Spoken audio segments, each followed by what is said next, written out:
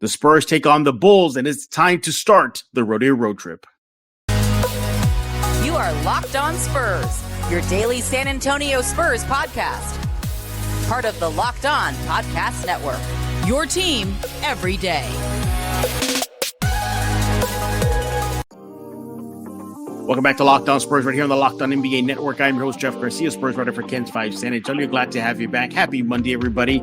We're here to get your work week going on the right foot. And we thank you for making Locked On Spurs your first listen each and every day. We are free and available wherever we get podcasts. So what are we talking about today? Hey, the Spurs start their Rodeo Road Trip.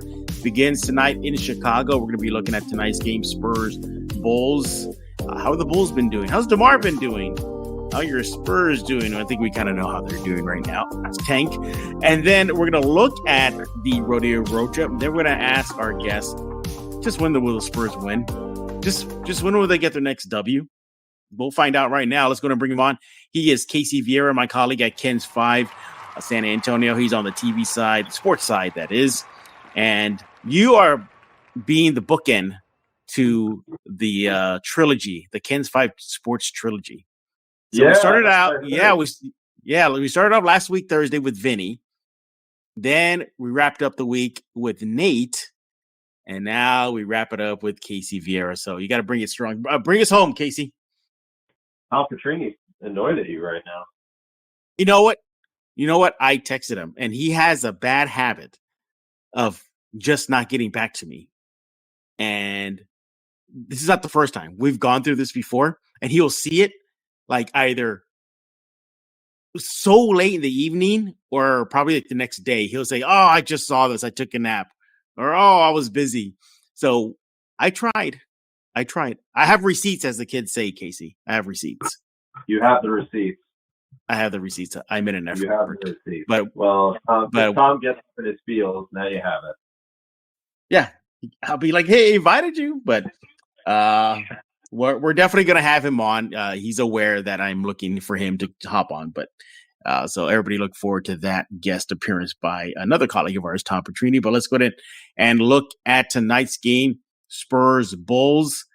I thought the Bulls were supposed to be all that and a bag of chips, as the kids used to say back in the day. Casey, What happened? Yeah, they are not. They're actually in the play-in hunt, not the playoffs. They're in the play-in hunt in the Eastern Conference. Yeah, it's been a bit of a regression. It's been a bit of a regression, honestly, for basically a whole calendar year now, because they started off so well in at the start of last year, and then they just kind of hit a wall in the second half. But when they looked like a team that were competing top 3 in the conference, right? They hit a little bit of the wall, and then they got knocked out and smacked in the first round of the playoffs. So It's been a regression that started at the back end of last year, and it's, needless to say, it's continued in this year. But DeMar DeRozan an all-star again, so that works out well. Interesting how he's an all-star when he leaves San Antonio, like the moment he left. Yeah, he was an all-star. Oh wait, did he? No, no, he didn't make an all-star when he was in San Antonio at all, and that was a big rub. Was he was putting up monster numbers. I mean, it was just really good numbers. And then that's when he evolved his game to be more of a point guard facilitator. Everybody was applauding him. And then the NBA said, nah, pass. Then he goes to Chicago, and then you're an all-star again. Good job, DeMar. Man, that feels like an eternity ago, doesn't it? I know. Well, as of this recording, the Bulls are 24-27.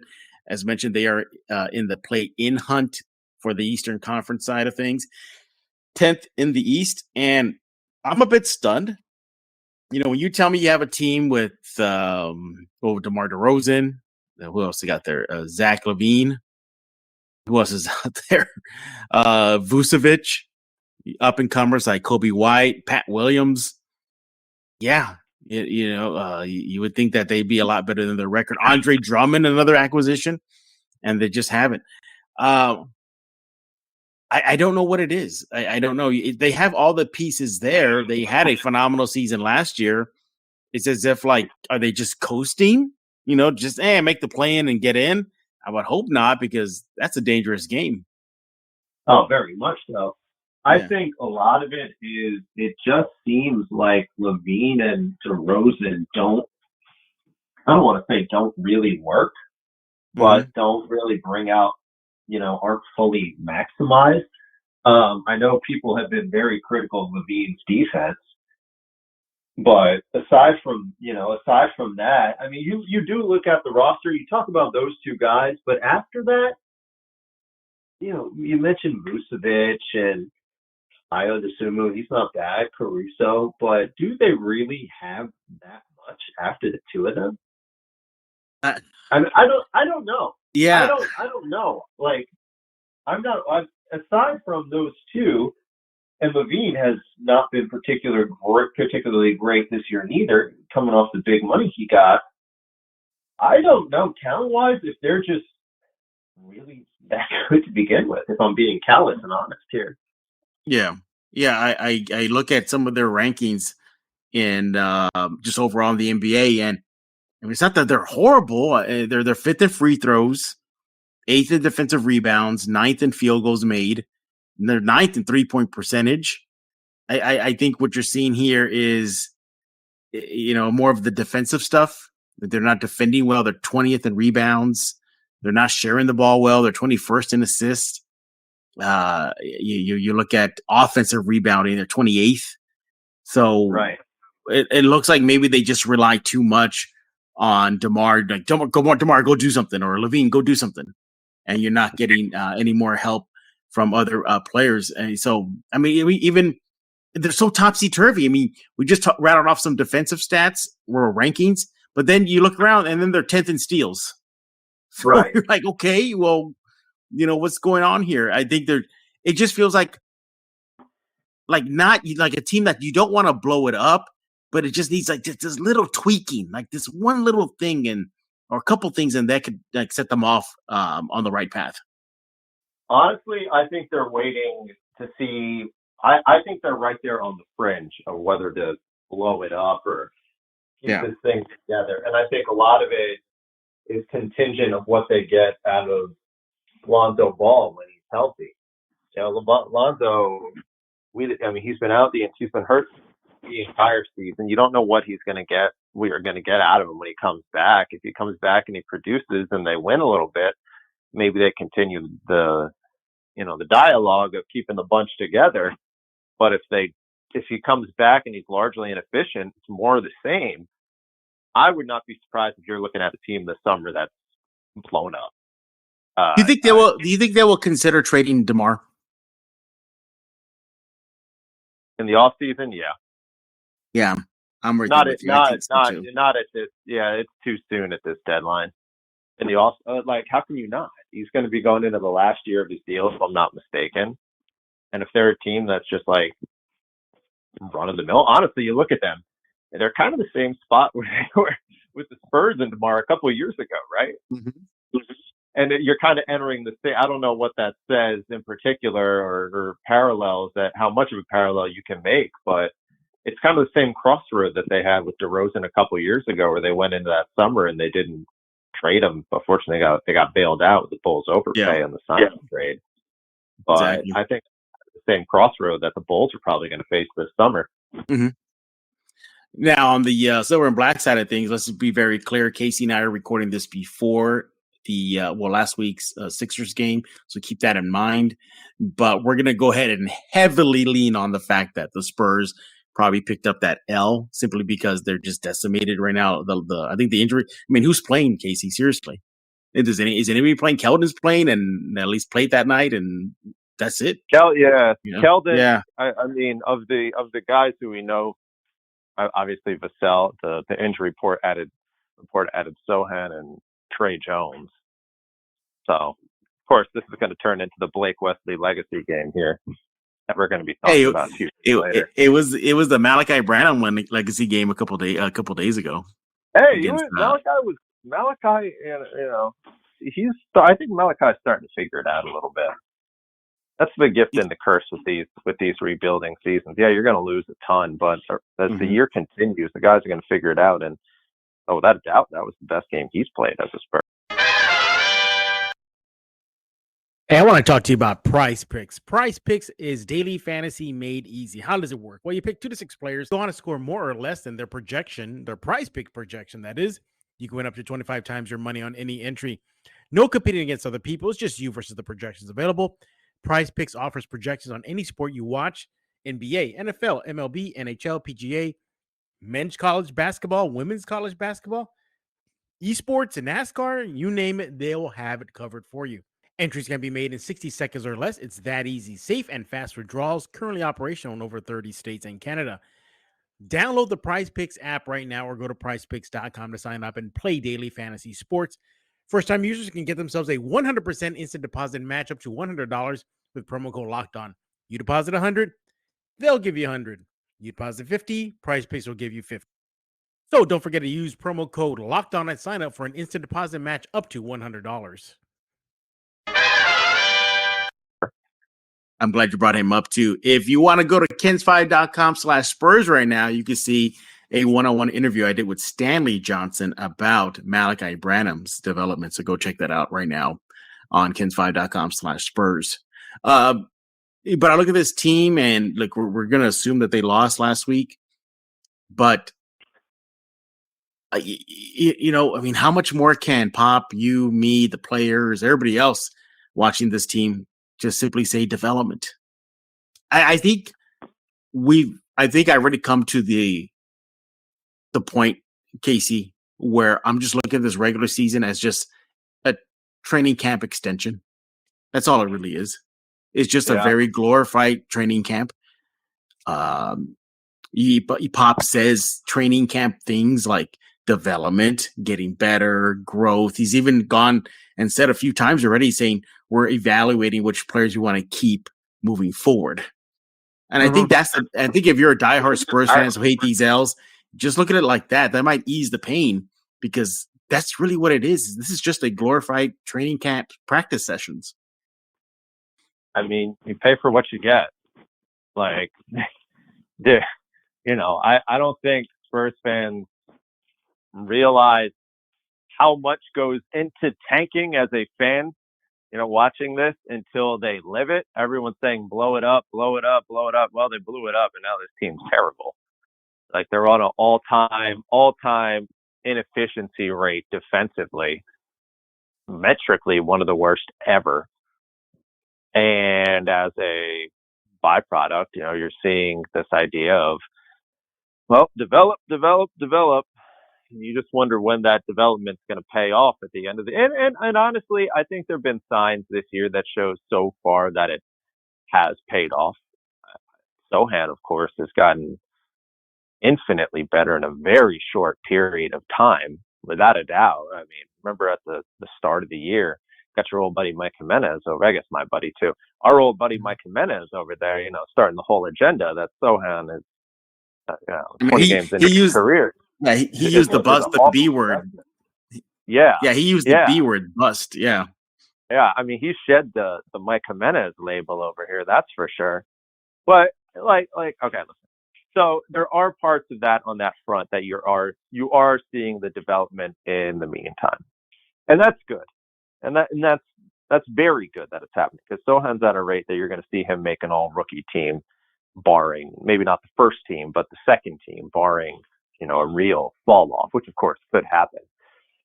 But to get back to the original sentiment here, is this team, even by the end of the season, by the end of this week, by the end of, we're recording this on a Friday, through the weekend before the trade deadline, a third of the team might be gone. And when Pop says you're evaluating who's worth, to paraphrase, who's worth keeping, who's worth dealing, that's what this year was all about. That's what it was all about. The guys you're not going to keep, let them showcase a little bit, which they've done a good job of doing, of Richardson and of course Jakob, and let them maximize that, which I think they've done a very good job of doing. And then you move on from there and you see where you're at the end of the season. You're going to be a bottom 3 to 5 team in the league, and hope luck is on your side. Help me out here with something. I spoke with Jimenez on his show on the Star last week, and he said that there is a scenario where the Spurs can fall out of the top 5. I thought there's a scenario where the Spurs couldn't face that. But apparently he says, I think there is that possibility. Like even if they have one of the 4th worst record, let's just put them out of the top 3. See, I always thought that the Spurs, if they were so bad, the worst pick they can get is 5, but apparently they can fall even 6 or 7. Don't quote me on that because I know they changed it. I don't think they could fall back at 6 or 7, but I think there's a better chance of them getting a top 2 pick than there is them falling out, assuming they finish in the bottom 3, than them falling out of the 5. I would have to see it. I don't know how much help I could offer you right there, but right. Yeah. But I think that sounds right, though. I think it's a marginal chance, but I think it could happen. Yeah, and I think, in my opinion, that would be worst case scenario for this season if the Spurs were to drop out of, I'll be generous, the top 5. Or even a disaster. I think even if they fall out of top 3 would be an absolute disaster too. I think they got to get one of those 3. I mean, that's it. Yeah. But then here's the question: is let's just say worst case scenario happens, and the other one, that is, they fall out of the top 2 and land 3. Mm-hmm. Then you would know what number 1 and number 2 your rate of your rebuild is shortened tremendously. But then how much longer does a top 3 pick keep on the rebuild? Does he shorten it? Or is this a situation like the Pistons? You get Cade Cunningham, but where are they still? Or the Rockets, they have how many top 5 picks? And they're still bottom feeders. Honestly, I think you're looking at more of that. Really? Okay. I think you're looking more of that. I mean, Wembanyama and Scoot, by the sounds of it, are distant compared to 3, 4, 5. However, not to insinuate that those guys aren't anything, but in terms of expediting the process a year or 2, I mean, I think you're looking at that. I mean, how many years has it been post-Harden trade for Houston now? Mm-hmm. He was traded mid-2021 season, right? If I'm not mistaken. Yeah. Mid-2021 season. But you okay, and I'm going to cut you off, but then project that out. Let's just say they get 3, 4, 5, what have you. They don't get 1 or 2. So then another rebuild season, another rinse repeat of the 2022-23 Spurs season then?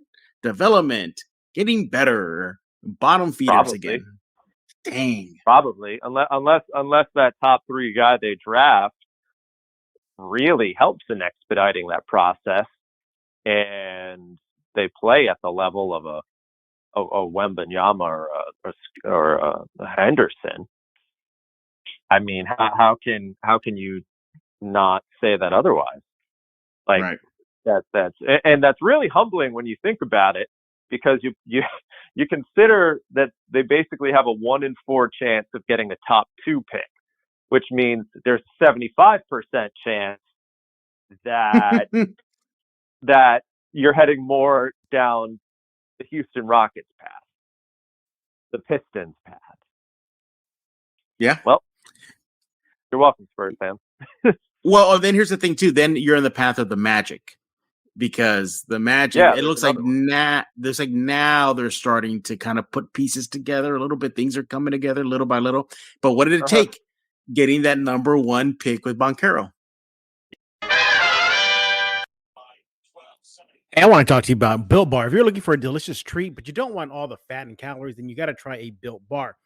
Just got through the holidays, and if your goal is to get a little healthier this year, well, if you're like me, you want to eat healthy, well, don't postpone it. Don't compromise taste. And we got something for you. You got to try Built. With Built, healthy is actually tasty.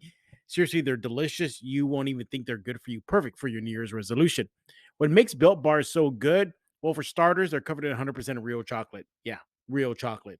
They come in unbelievable flavors like churro, peanut butter brownie, and coconut almond. I don't know how they do it. Built does it. And these bars taste like a candy bar while maintaining amazing macros, 130 calories, 4 grams of sugar, and a whopping 17 grams of protein. Now, you don't have to wait around anymore for a box. I know for years, Build has been talking about ordering from Build.com, which you still can do. But now you can get them at your local Walmart or Sam's Club. That's right. Head to your nearest Walmart today. Go to the pharmacy section. Grab yourself a box of Built bars. They got a 4-bar box, cookies and cream, double chocolate, and coconut puffs. But if you also live next to a Sam's Club, grab yourself a 13-bar box with hit flavors like brownie, batter, and churro. You can thank me later.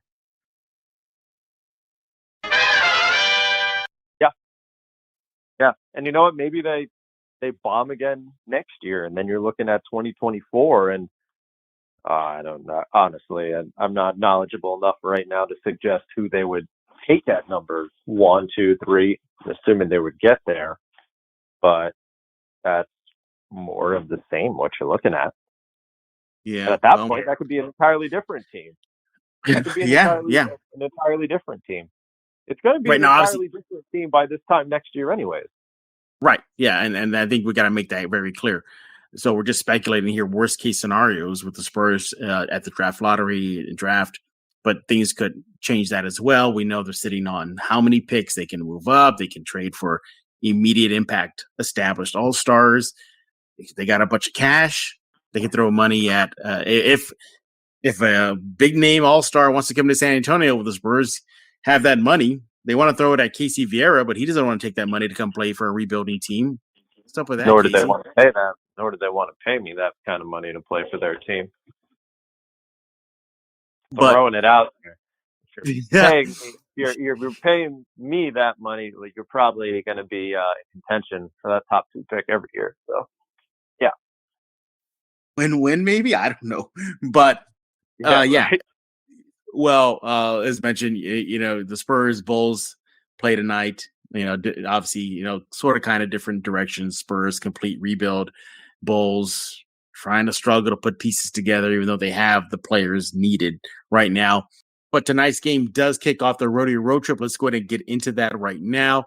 Spurs do it again. They're off away from San Antonio for a little over a month, throwing the All-Star break. And yeah, it'll be a long time before the Spurs play in San Antonio. I think the season's already done for all intents and purposes, but if they want development, we hear it over and over again since this rodeo trip has begun, Casey, that this is all about coming together, team bonding. They're all in the foxhole together, and if that is going to help propel the chemistry and the development of these players, I'm all for it. But I'm not expecting end record of this rodeo road trip. I'm expecting a pretty bad one. There's a realistic chance that they go 0 on the road trip. Are you serious? I know we're going to get to this in a while, I don't think they will, because I think that's really hard to do. But just from a travel sense, like, if they don't, the way it goes is, of course, on the road, all these Bulls, Raptors, Pistons, Hawks, Cavaliers, Hornets, Dallas, 2 in a row at Utah. Like, I look at that, the Detroit game is probably the easiest on there. Right. I say easiest relatively speaking because it's still early on the trip. I mean, that's your 3rd game in out of 9. But then by the time, like I don't have an inordinate amount of faith of them to go in there and win at Charlotte, because you're still that's your 5th game into it, 5th game on the road. Like, I think they would have a better chance of picking off one of the 2 Utah games than they would winning at Charlotte, because at least you have the All-Star break to come back and, regather yourself a little bit. But and the Hornets are playing a lot better now. And they are. That is true. Yeah, that is true. They are playing better. So, they're understanding the assignment if they're trying to lose. Yeah. Well, I know Spurs fans that are on Team Tank are loving the fact that the Hornets are winning right now, so that'll work. But I look at this schedule, and it kicks off, as we mentioned, against the Bulls. Let's just go one by one. Just say L or win or loss, whatever. So I think Spurs-Bulls, I got that as an L for the Spurs. in Chicago, obviously. Oh, you think that might be a game they can get? Honestly, now that I say that out loud again, they can get this Bulls game. Ooh, I think they're not going to get this Bulls game. Probably not, but I think they can pick off the Bulls. I think the Bulls see the Spurs as the remedy to cure their ills. Yeah, they put them back on track. The thing is, the Bulls have had a lot of ills. All right, that's the issue here. All right, so you know what I'm gonna do? I'm gonna write these down. Okay, so we got Casey saying win. You're saying win or loss? You're gonna give it an L? Okay. Yeah. I'm gonna give him an L too. So right now we have him at 0-1. All right, Spurs at Raptors. I got an L there. If they move Anunoby and they're trying to get some pieces together, there's a good chance they could be playing that game undermanned the day before the deadline. Right. Deadline tonight? Yeah, so that'd be a day before the deadline, so there's a good chance they're playing undermanned. That could also be a game that the Spurs could win. But right now, those are hypotheticals, so I can't bank off the hypothetical right there. So we're going to loss. Okay, so you got them 0-2. I got them at 0-2. Spurs Pistons. I agree with you. I think this is the one they probably can get the W. So I'm gonna give them a W against Detroit. I give them that. Okay, so we got them at 1-2 now. Both of us do. All right. Ooh, this is gonna be fun. Spurs at Hawks.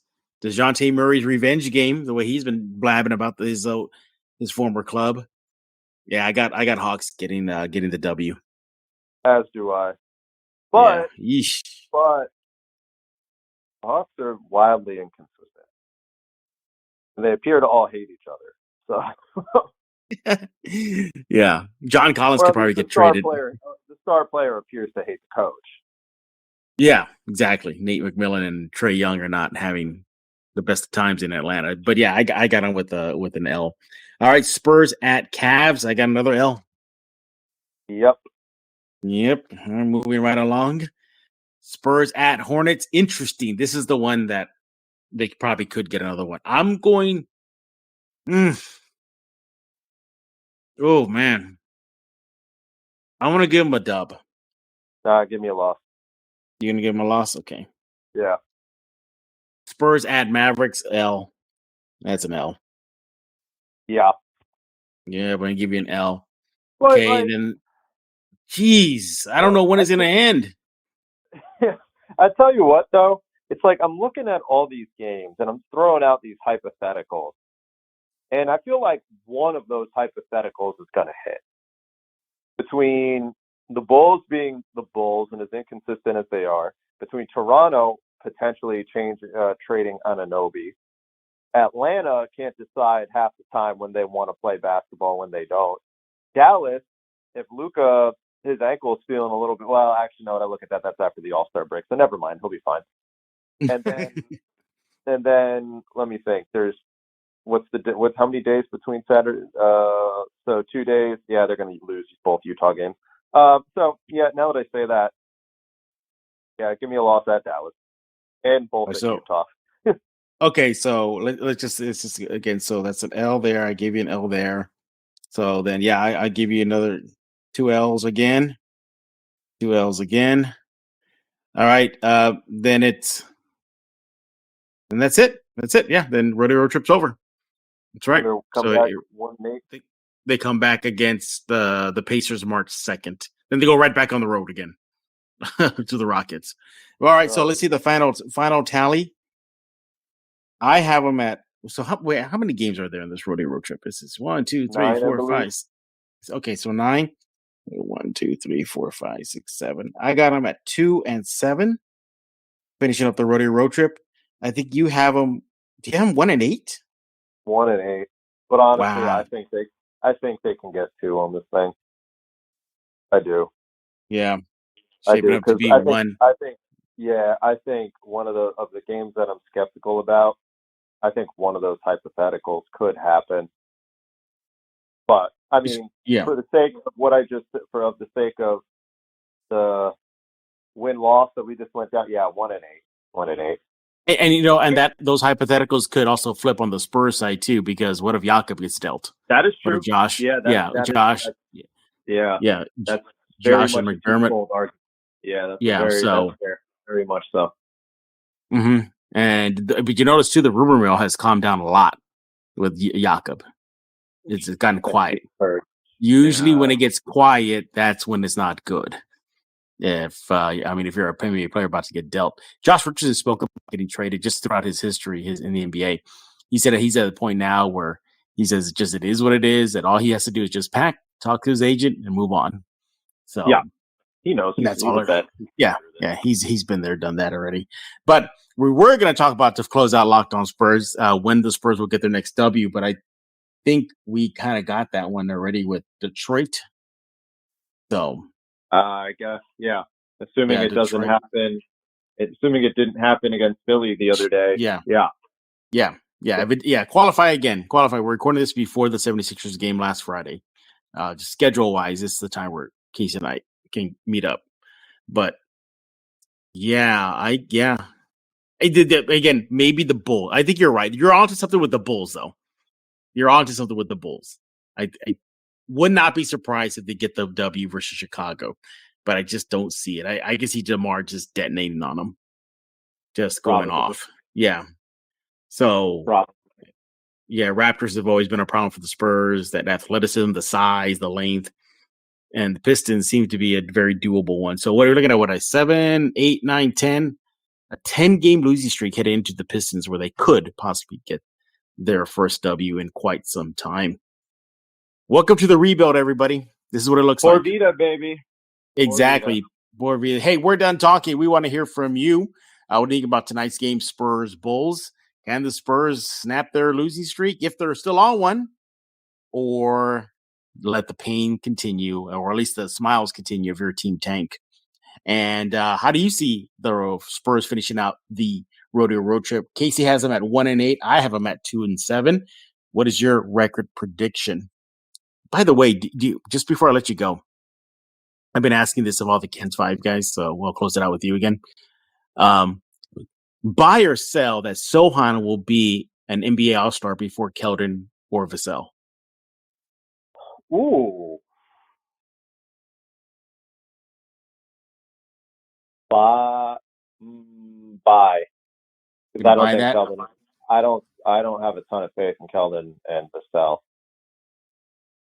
So it's like I don't know about Keldon.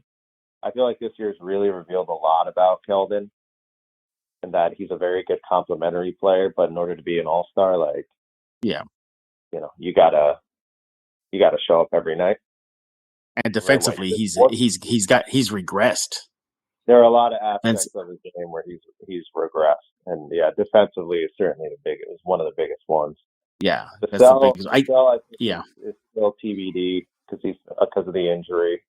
But of course, that's not encouraging, even though he was playing relatively well. Now, the reason what started this topic was because of the NBA All-Star fan voting. I know there's the media vote and then there's the player votes. We're just focusing on the fan votes. It was actually Sohan that came in with the second most fan votes among the Spurs. Number 1 was Keldon. Number 3 was not Vassell. It was actually Pirtle. So it is interesting.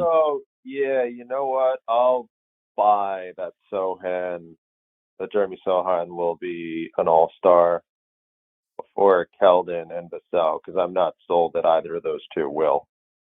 Yeah, well, you said you bought, right? Yeah, I sold. I think Keldon probably would get in, and obviously, he'll have the experience, quote unquote, the experience. He has the years under his belt.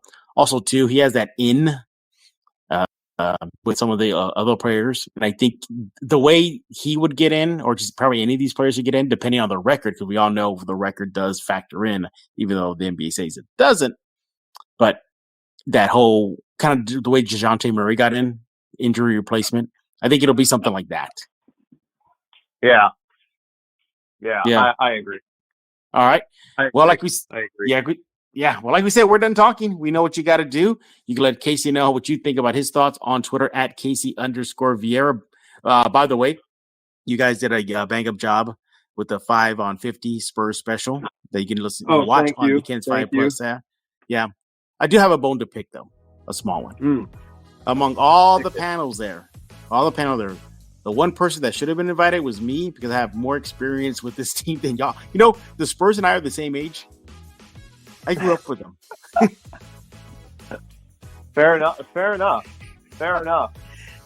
I was all like, y'all didn't talk about this and that, and how about it? I think I would have contributed walking into the arena back in the day. I had no say. All I told them was like, tell me what time I got to be there, how nice I got it dressed. Yeah, and give me the rundown. That's it, and I'm good. Yeah, pretty much. No, but by the way, I mean, I'm just messing with you guys, but I am thankful y'all guys did pump out Locked On Spurs, so that was cool. I was wondering what was going on because one of our colleagues was emailing me asking me for a lot of Locked On Spurs graphics and stuff. I was like, why y'all want this stuff? Then he told me, it's like, oh, okay, makes sense. Yeah, so appreciate that. Turn it up, yeah. So this Casey concludes the Kent's 5 Sports Guys trilogy. And you can, again, follow him on Twitter at Casey_Viera. Make sure to listen to Locked On Spurs, and let it be your first listen each and every day. Second, let's check out Locked On Game to Game. Every play on that NBA court, every stat, every recap. Locked On Game to Game NBA is available on Odyssey app, YouTube, wherever we get podcasts, just like Locked On Spurs and the Cans 5 Plus app and YouTube. So for Casey Viera, I am Jeff Garcia. We're going to put a lock on this episode of Locked On Spurs.